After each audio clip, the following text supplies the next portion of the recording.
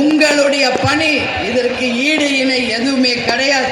அதே மாதிரி இன்னைக்கு தீர்மானங்களை நாம் நிறைவேற்ற இருக்கின்றோம். அந்த தீர்மானங்கள் அத்தனையுமே இன்றைக்கு மக்களுக்கான அந்த தீர்மானங்கள் என்பதை உங்களுக்கு நான் சொல்ல கடமைப்பட்டிருக்கிறேன். என்னங்க பிரச்சனை? என்ன பிரச்சனை? என்னப்பா சத்தம்? என்ன அந்த பிரச்சனைப்பா?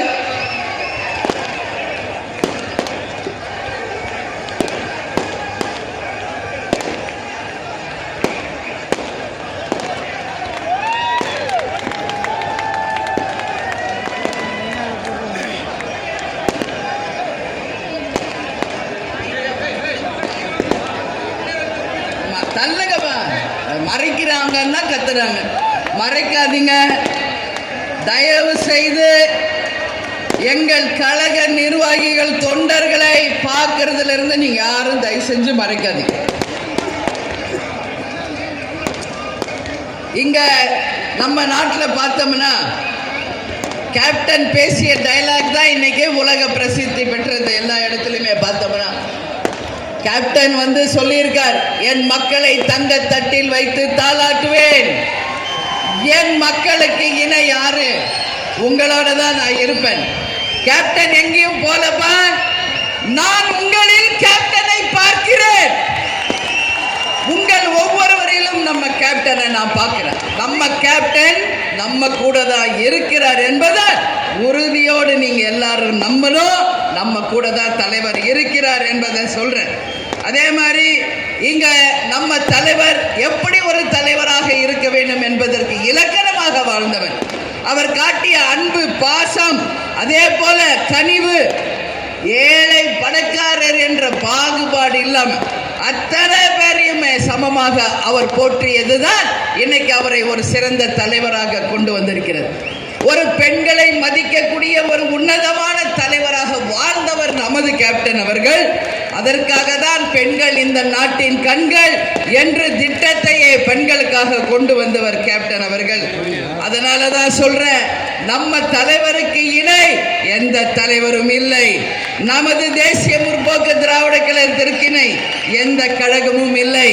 நம்ம தலைவர் எங்கும் போல நம்மளுடைய கோயம்பேடு அலுவலகத்தில் நம்ம தலைவர் விதைக்கப்பட்டிருக்கிறார். அவர் புதைக்கப்படவில்லை. தலைவர் அவர்கள் விதைக்கப்பட்டிருக்கிறார். அதனால சொல்றேன், இன்றைக்கு நான் வந்து நேற்றிலிருந்து சென்னையிலிருந்து வரும்பொழுது வரைக்கும் நான் பார்க்கிறேன், தமிழ்நாடு முழுக்க இன்னைக்கு கொடிகள் அமைத்து, பேனர்கள் அமைத்து, பேட்ச் அமைத்து, எங்கு பார்த்தாலும் வழியை நடிக்க வரவேற்பு கொடுத்து, இன்றைக்கு நீங்கள் அனைவரும் சொந்தமாக வாகனங்களை வைத்து நீங்களே உணவு கொண்டு வந்து இன்னைக்கு இந்த மாநாட்டை சிறப்பிச்சிருக்கீங்கன்னா, தமிழ்நாட்டில் தேசிய முற்போக்கு திராவிட கழகத்திற்கு இணை வேறு எந்த கட்சியுமே கிடையாது. வேற எந்த கட்சியிலாவது இது நடக்குமா? காசு கொடுக்கணும், 100 கொடுக்கணும், பீரு கொடுக்கணும், சோறு கொடுக்கணும், வண்டி கொடுக்கணும், புடவை கொடுக்கணும், வேட்டி கொடுக்கணும். அத்தனையும் கொடுத்தா கூட எங்குமே கூட்டம் வர்றதில்லை. ஆனா எதுவுமே கொடுக்காமல் கேப்டன் என்ற ஒற்றை சொல்லுக்கு அந்த அன்புக்கு வந்தவர்களாகிய உங்களை நான் இருகரம் கூப்பி இந்த நேரத்தில் வணங்குறேன்.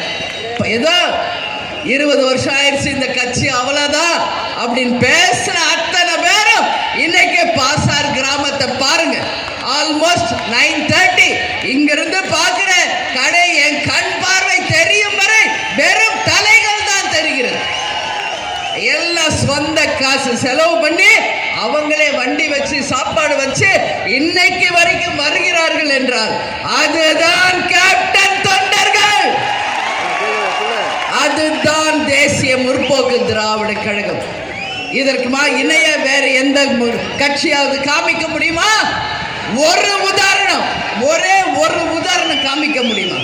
அதனால சொல்ற, தேமுதிகவை பற்றி ஏளனமா பேசுறது, தரக்குறைவா பேசுறது, அது எந்த கொம்பனா இருந்தாலும் சரி, எங்க நாங்க பேச தேவையில்லை.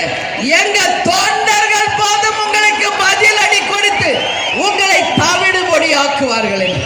கேப்டன் இந்த கட்சியை ராணுவ கட்டுப்பாடுக்கு இணையா வளர்த்திருக்கார்.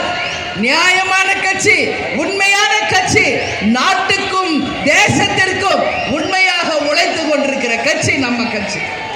அதனால இந்த கட்சியை பார்த்து யாராவது தப்பா பேசுனீங்கன்னா நான் சொல்றேன், கடவுள் என்று ஒருத்தர் இருக்கிறார். நிச்சயமாக எங்க தொண்டர்கள் வழியில் உங்களுக்கு பதில் அடி கிடைக்கும் என்பதை இந்த நேரத்தில் நான் சொல்ல கடமைப்பட்டிருக்கேன். இன்னைக்கு என்ன நாள் தெரியுமா? 1971 இந்திய சட்டமன்ற நம்மளுடைய ஜார்ஜ் புனித கோட்டையில சட்டமன்றம் ஆரம்பிக்கப்பட்ட நாள். ஐநா சபையிலே தலையகம் அமைக்கப்பட்ட நாள். இன்னைக்கு எத்தனையோ வரலாறுகள் இந்த நாளில் இருக்கிறது. சேலத்தில் நடந்த மக்கள் உரிமை மீட்பு மாநாடு 2.1 அது அங்க நடந்தது. அதே நாள்ல இன்னைக்கு மக்கள் உரிமை மீட்பு மாநாடு 2.0 இன்னைக்கு கடலூர் பாசார் கிராமத்தில் நடக்குது. இந்த மாநாடு அத்தனை மக்களின் உரிமைகளை மீட்டெடுத்து தமிழ்நாட்டில் தன்னிகர் இல்லாத ஒரு கட்சியாக நிச்சயமாக நிலைத்து நிற்கும் என்பதை இந்த நல்ல நாளில் நான் சொல்ல கடமைப்பட்டிருக்கிறேன். தேர்தல் வந்தால் எவ்வளோ சீட்டு, எவ்வளோ பேரங்கிறீங்களே, என்ன பேரம்? நான் ஒரு விஷயம் சொல்றேன், நான் பேசுவேன். யார்கிட்ட பேசுவேன்? எங்க மாவட்ட செயலாளர்கிட்ட பேசுவேன், எங்க நிர்வாகிகள் கிட்ட பேசுவேன், கடைகோடியில் இருக்கும் எங்கள் தொண்டர்கள் கிட்ட பேசுவேன். நம்ம யாரோட கூட்டணி வைக்கணும், உங்க கிட்ட பேசுவேன். நீங்க யார் விரல் காட்டுறீங்களோ அவங்களோட தான் கூட்டணி என்பதை இந்த நேரத்தில் உறுதியாக சொல்ல நான் கடமைப்பட்டிருக்கிறேன். யாரோடைய பேசுறேன்றீங்களே, புரிஞ்சுக்கங்க. முதல்ல தேமுதிக பேசுதுன்னா இங்க மேடையில் இருக்காங்களே எங்க மாவட்ட கழக செயலாளர்கள், நிர்வாகிகள், தொண்டர்கள், கூட்டணியை பத்தி அவங்க கிட்ட தான் நான் பேசுவேன்.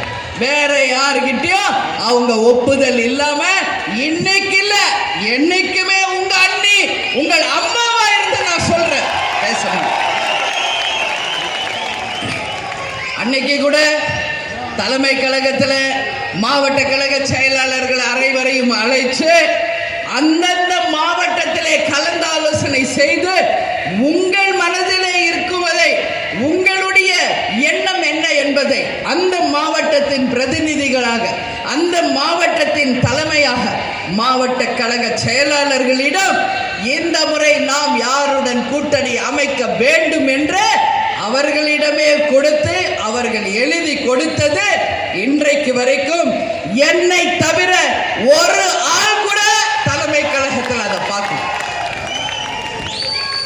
உங்கள் எண்ணம் என்னவோ அதே மாவட்ட செயலாளர்கள் எண்ணம், அந்த எண்ணம் என்னவோ என்னிடம் அதை ஒப்படைச்சு